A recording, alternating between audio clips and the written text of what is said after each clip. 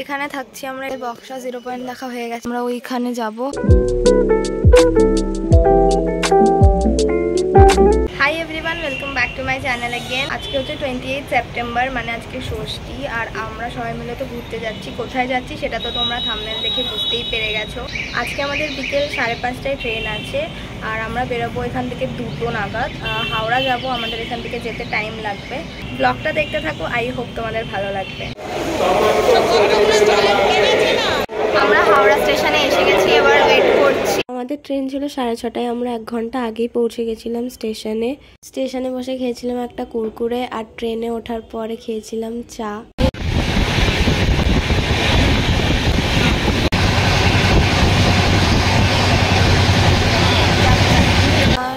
5:30 বাজে, নিউ জলপাইগুড়িতে নেমেছি। এখন মুখ চোখের অবস্থা দেখে বোঝাই যাচ্ছে যে ঠিক করে ঘুম হয়নি। গাড়িতে চেপে আবার দেখাচ্ছি। নিউ জলপাইগুড়িতে নেমে আমরা আমাদের গাড়ির জন্য ওয়েট করছিলাম, তারপরে আমাদের গাড়ি এলো। রিসর্টে যাওয়ার সময় আমরা রাস্তায় একটা হোটেল থেকে আমাদের ব্রেকফাস্টটা করে নিলাম, আর ব্রেকফাস্টে আমরা খেয়েছিলাম আলুর পরোটা, যেটা খেতে সত্যি খুব ভালো ছিল।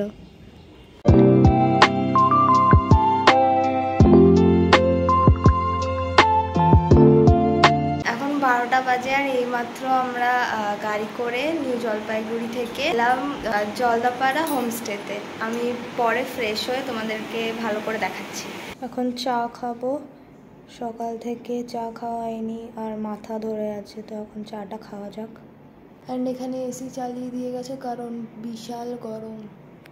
ফাইনালি ফ্রেশ হয়ে গেছি, আর ড্রেসও চেঞ্জ করে নিয়েছি। তোমাদেরকে আমি রুমটা দেখাচ্ছি, আর কোন রিসর্টে থাকছি সেটাও আমি বাইরে গিয়ে দেখাচ্ছি। এখানে থাকছি আমরা, এটা হচ্ছে আমাদের রিসর্টটা। এইখানে 2টো রুম আছে, এই রুমটা আমাদের, আর ওইটা বাবার একটা ফ্রেন্ড আমাদের সাথে এসেছে, তাদের ফ্যামিলি আছে। আর ওইখানে আরেকটা যে রুম আছে সেখানে আরেকটা ফ্যামিলি এসেছে, তারা থাকছে। এটা হচ্ছে আমাদের রুম। এই যে ভাইও ফ্রেশ হয়ে গেছে। আজকে হচ্ছে ডে 1 আমাদের টুয়ার্সে, আর আমরা এখানে 2 দিন থাকবো। এটা ছিল আমাদের ডে 1-এর লাঞ্চ, এর সঙ্গে মাছও ছিল, সেটার ক্লিপসটা নিতে আমি ভুলে গেছি।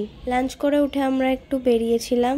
কাল যেহেতু আমরা জঙ্গল সাফারি করতে যাব, তো সেটার জন্য আজকে টিকিট কাটতে যেতে হয়েছিল আমাদেরকে। আজকে যদি আমরা টিকিটটা না কেটে রাখতাম তাহলে কালকে আমরা জঙ্গল সাফারি করতে যেতে পারতাম না। আগে থেকে এখানে টিকিটটা কেটে রাখতে হয়, আর টিকিট কাটতে আমাদের অনেকটাই টাইম লেগে গেছিলো। আর ফেরার পথে খেয়েছিলাম একটা আইসক্রিম। বিকেলের স্ন্যাক্সের জন্য রিসর্ট থেকেই দিয়েছিল মোমো। ডে 1-এ আজকে আমরা কিছুই তেমন এক্সপ্লোর করিনি টুয়ার্সে, কারণ কি আমরা নিউ জলপাইগুড়িতে অনেকক্ষণ ওয়েট করছিলাম, আমাদের গাড়ি আসতে অনেকটাই লেট করেছিল।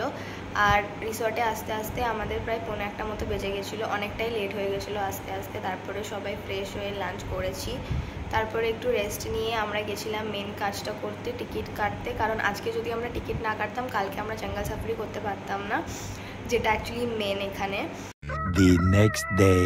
Good morning everyone. তো আজকে হচ্ছে ডে 2, আর এখন বাজে 4টে। আমি উঠে গেছি, রেডিও হয়ে গেছি, কারণ এখন যাবো জঙ্গল সাফারি করতে। এখনও ঠিক করে আলোই ওঠেনি, আর আমরা 5টার সময় বেরোবো জঙ্গল সাফারি করতে। এখনও পুরো অন্ধকার হয়ে আছে বাইরেটা।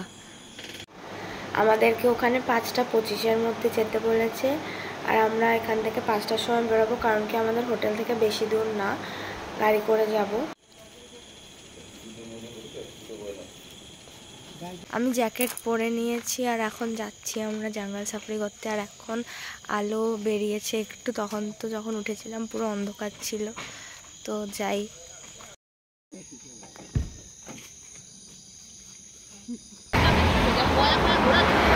এসে গেছি আমরা জঙ্গল সাফারি করার জন্য। যাই, এবার জিপে করে যাব।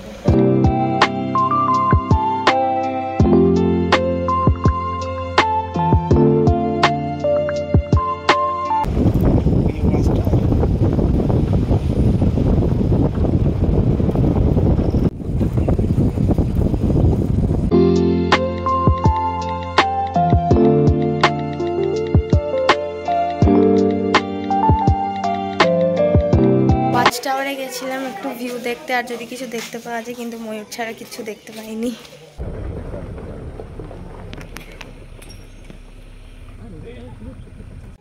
হয়ে গেছে আমাদের জঙ্গল সাফারি করা। তেমন কিছু দেখতে পাইনি, শুধু ময়ূর দেখতে পেয়েছি আর একটা হরিণ দেখতে পেয়েছি। এসে গেছি রিসর্টে আমরা সাফারি থেকে।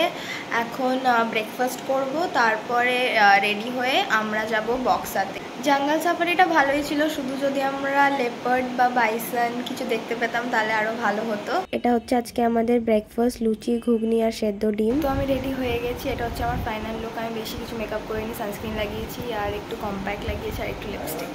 This is my OOTD।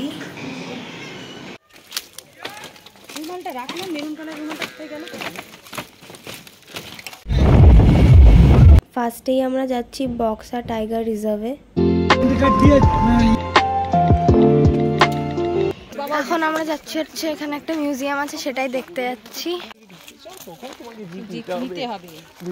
আমরাই এসেছি শুধু দেখতে।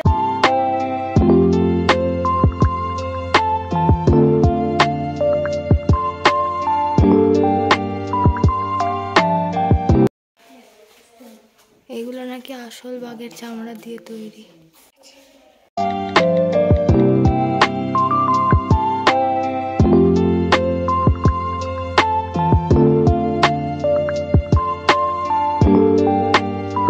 মিউজিয়ামটা দেখা হয়ে যাওয়ার পরে আমরা গেছিলাম বক্সা ফরেস্টের দিকে। ওখানে দুটো সাইট সিন করার জায়গা ছিল।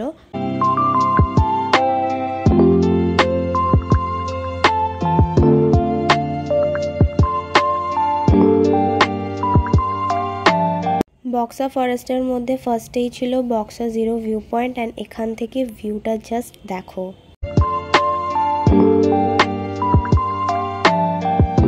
আমাদের বক্সা 0 পয়েন্ট দেখা হয়ে গেছে। এখন আমরা হেঁটে হেঁটে যাচ্ছি বক্সা ফোর্টে।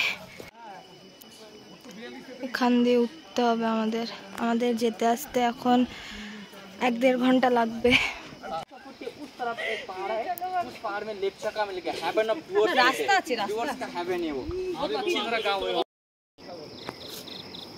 পুরো জঙ্গলের মধ্যে দিয়ে যাচ্ছি আমরা উপরে। পাহাড়ে উঠতে উঠতে হাঁপিয়ে গেছিলাম, ওই জন্য এখানে একটু বসার জায়গা ছিল আর একটা দোকান ছিল, ওখানে একটু বসেছিলাম আমরা কিছুক্ষণের জন্য। রোদের মধ্যে বৃষ্টি হচ্ছে আর বৃষ্টির মধ্যেই আমরা ওপরে যাচ্ছি বক্সা ফোর্ট দেখতে। কারণ কি এখানে যদি আমরা ওয়েট করি তাহলে আর আমরা জয়ন্তীর ওখানে যেতে পারবো না, দেরি হয়ে যাবে আমাদের। তাই আমরা উঠছি এই বৃষ্টির মধ্যেই। ফাইনালি এতক্ষণ ধরে হাঁটার পরে এসে গেছি আমরা। এই যে আমরা ওইখানে যাব, এই যে পাহাড়, আর এই যে আমরা উঠছি। জায়গাটা খুবই ভালো ভিউ, কিন্তু গরম খুব। যদি আমরা শীতকালে আসতাম তাহলে অনেক ভালো হতো।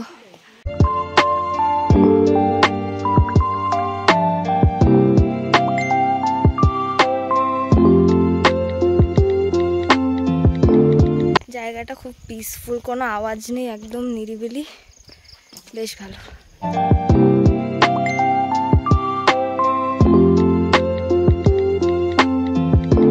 আমাদের যে গাইড ছিল তিনি আমাদের বলেছিলেন যে কি বক্সা ফোর্টের এই সেলটাতে সুভাষচন্দ্র বোসকে নাকি আটকে রাখা হয়েছিল।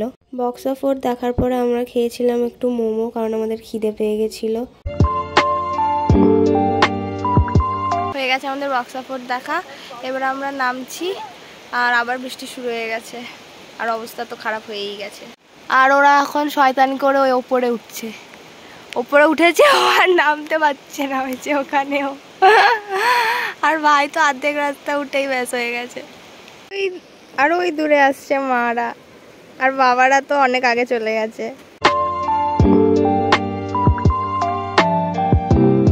বক্সা ফরেস্ট ঘোরার পরে আমরা এসেছিলাম জয়ন্তী রিভার বেড দেখতে। জয়ন্তী রিভার বেডকে কুইন অফ ডুয়ার্স বলে।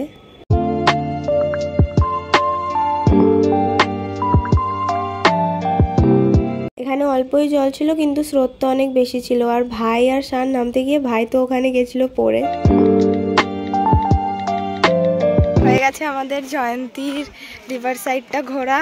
এখানে তো পুরো জায়গাতে জল নেই, একটু জায়গাতেই জল ছিল, ওইটাই দেখতে পেয়েছি। বাট ভিউটা জাস্ট দারুণ লেগেছে। এসে গেছি আমরা এখন প্রায় বাজে 8:30 মতো। এইমাত্র আমরা ঘুরে এলাম হোমস্টেতে। রাতের ডিনারে ছিল ফ্রাইড রাইস আর চিকেন কষা। তো এইমাত্র ডিনার করে এলাম, আর আমি স্কিন কেয়ারও করে নিয়েছি। এবার ঘুমিয়ে পড়বো, কারণ কি প্রচণ্ড এক্সস্টেড হয়ে গেছি। কালকে আমরা চেক আউট করবো, অনেক সকাল সকাল বেরোতে হবে। তো আবার দেখা হচ্ছে কালকে।